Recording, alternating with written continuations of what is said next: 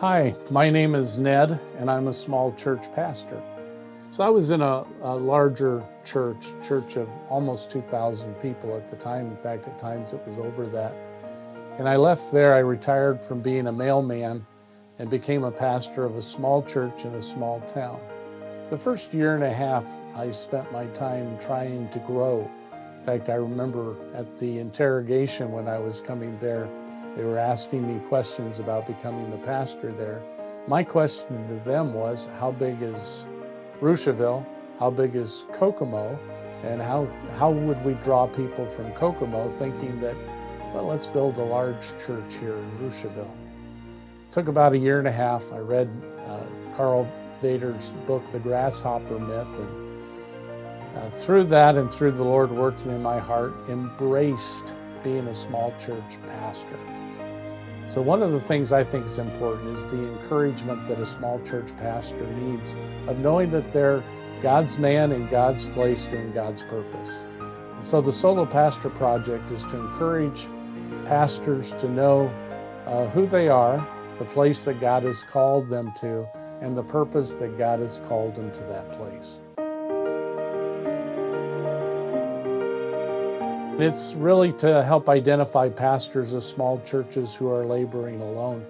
1 Kings chapter 18, Elijah faced off the prophets of Baal by himself. There were 850 prophets. So Elijah faced these prophets alone there on Mount Carmel. Elijah had become discouraged, depressed, had gone away as Jezebel chased him. God had encouraged him in 1 Kings chapter 19 with the truth that there were 7,000 other prophets that had not bended their knee. So the Solo Pastor Project is to encourage pastors that there are many of us out there laboring for the Lord who are faithful to our calling, excited about what God is doing in our place of service.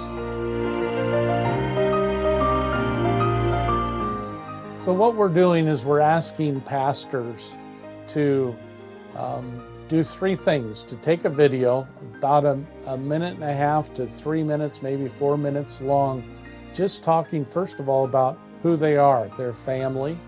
Second of all, the place that God has called them to. And third of all, the purpose that God has called them to that place. And as they embrace the purpose that God has called them to that place, I think it encourages them.